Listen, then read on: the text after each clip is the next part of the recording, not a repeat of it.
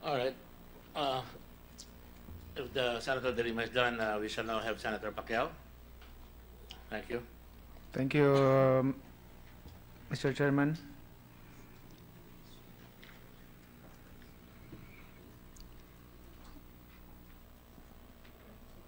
Magbisaya kami o magtagalog? Tagalog. Okay, Tagalog na lang para hindi na humaba pa. English din. Okay, Tagalog na lang. Gusto ko pong itanong ulit for the record, Mr. Chairman. Sino pong nagdala sa inyo rito? Sino pong nag-imbita po sa inyo? May invitation po ang Senate Committee po. Yes, that's based on the Senator De Lima's request and the statement made by Mato Bato. So, kayo pong dalawa, alam niyo po ba bakit kayo nandito ngayon? Yes, Your Honor. Ano po? Bakit kayo nandito ngayon? Ano pong dahilan? Ini-expect po namin yung pagre-refute namin doon sa mga aligasyon na tinitestify po ni Mr. Matubato, Your Honor. Narito kayo ngayon kasi sinali kayo at idinawit kayo ni Matubato sa kanyang testimony na kayo ay part of DDS. Tama po ba? Yes, Your Honor.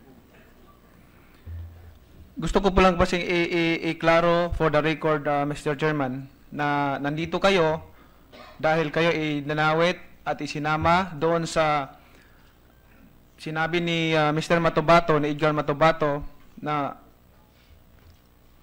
sabi niya may DDS daw.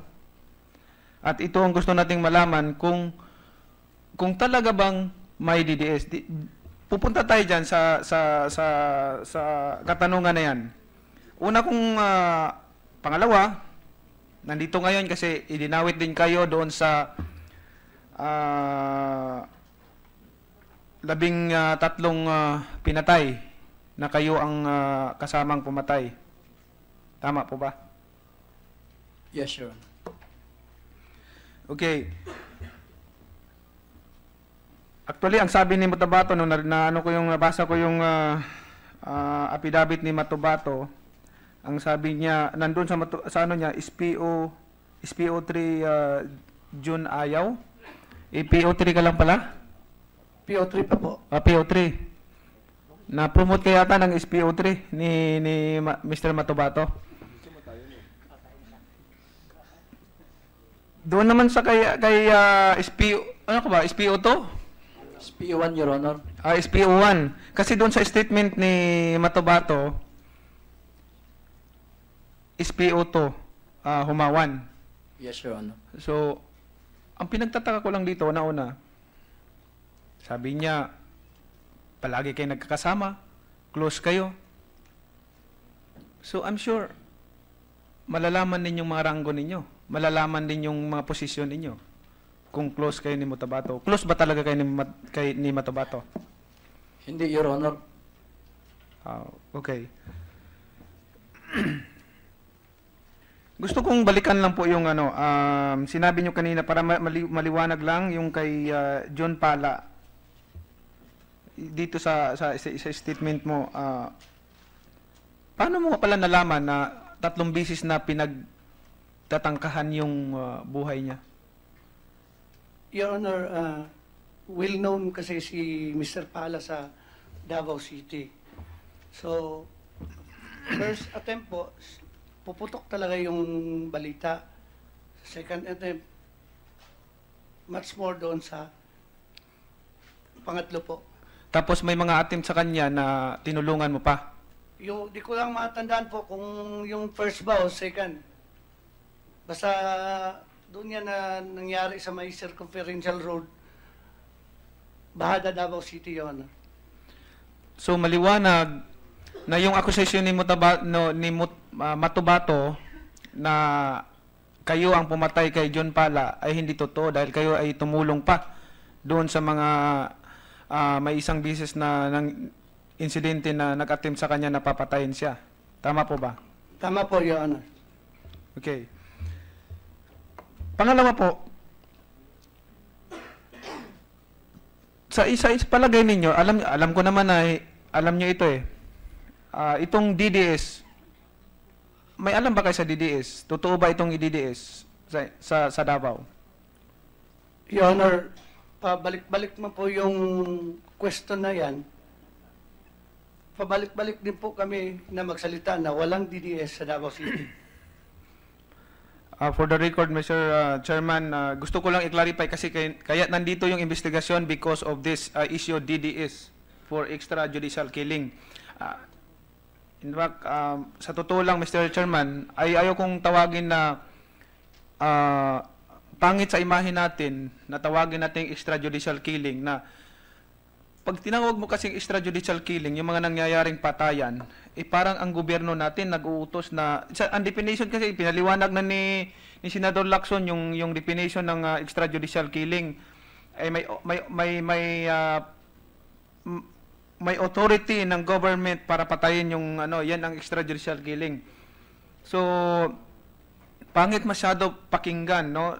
Ang pangalan natin, ang imahe natin dito, nasisira yung image natin. Hindi lang tayo kumbaga, hindi lang isa-isa sa atin dito, kundi tayong mga Pilipino. No? Pati mga mamayang mga Pilipino nadadamay. So gusto ko lang iklaro ito, na itong aligasyon ni Mr. Edgar Matubato about sa existence of DDS. Kaya ko naitanong ito. Ngayon, Mr. Chairman, noong nag-imbestiga ang CHR for the record about existence of DDS, alam na po natin, may records yan. Open to the public yan, yung records na yan, records ng pag-imbestiga ng DDS sa Davao, ng CHR, at sinabi na walang DDS sa Davao. At ito ngayon, kasi tumatagal ang oras natin dito sa Senado sa investigasyon sa DDS na yan. Gusto kong matapos na itong issue na ito dahil parang natitigil yung bansa natin doon sa mga problema na dapat pa nating harapin. No, dapat pa nating harapin. Itong mga witness na to, gusto kong may sinumpaan naman kayo na magsasabi kayo ng katotohanan dito at walang kasinungalingan. Tama po ba? Yes, Your Honor. Okay,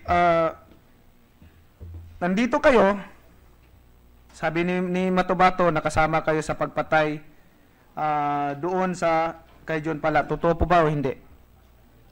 I categorically deny, John. Okay. Pangalawa, sinabi ni Matubato na may kasama din kayo doon sa pagdukot at pagpatay sa isang DI. Dan sa instructor ba yan? Yes, Your Honor. Totoo ba yan o hindi? Hindi po totoo yan, Your Honor. For the record, Mr. Chairman, na para marinig natin yung both side, Matubato, and itong mga tao na dinamay niya at isinalin niya para mapaniwala ang buong sambayan ng Pilipino na totoo ang kanyang testimony sa itong papaniwala niya sa taong bayan na may DDS, which is kahit yung CHR nag-imbestiga, wala naman talagang DDS. Wala naman talagang DDS. So kinaklaro ko lang, Mr. Chairman, yung para matapos na ito, hindi na pa madami pang investigasyon para matapos na kaagad. Gusto ko nga dapat bukas matapos na itong para maka-move on na tayo. Ibang bagay naman ang pag-uusapan natin, ibang bagay naman ang issue ang pag-uusapan natin, yung problema ng bansa natin, hindi lang dito nakatutok. At gusto kong malaman, ilang taon na ba kayong magkakilala ni Matubato? Kayong dalawa, kahit sino sa inyong dalawa magsumagot. Hindi ko matandaan, Your Honor, kung ilang taon. Basta nakikita ko lang paminsan-minsan pumupunta ng opisina ng Hinos. Pero kung taon ang pag-uusapan, hindi ako specific sa taon, Your Honor. 1 May- year, May idea ka ba? 1 year, Excuse me. 3 years, 5 years? 2 years. You are a seasoned policeman. Please answer the question. Isipin ko muna, Your Honor, ha? Sige, habang iniisip mo, Juan, pupunta ako kay Ayaw. Matagal ko na pong kilala si Matubato, Your Honor. In fact, 10 years, more than that, Your Honor. 2002. Before the creation of Venus Crime, Your Honor. Kilala ko siya. Ba't kilala mo si Matubato? Is he, with the permission of Senator Clear, ba't kilala mo siya? Is he a known thug? Kung ba siya, siga ba siya? Parang kakapirasong tao. Sabi nga ng isa, 4'9" o 5'1". Hindi ko maintindihan. Ha? Si Edgar Matubato, kagaya po ng testimony ni SPO Trilas Cañas, Your Honor. Meron po din akong sister na retired police officer kasama noong Eddie Matubato. Eddie, Eduardo Matubato, yung opisyal yan? po Ah. na pinsan ata niya ni Edgar Matubato. Oo. Doon ko po una nakilala yan si Edgar Matubato kasi kasama-kasama ni Sir Eddie Matubato yan siya. Okay.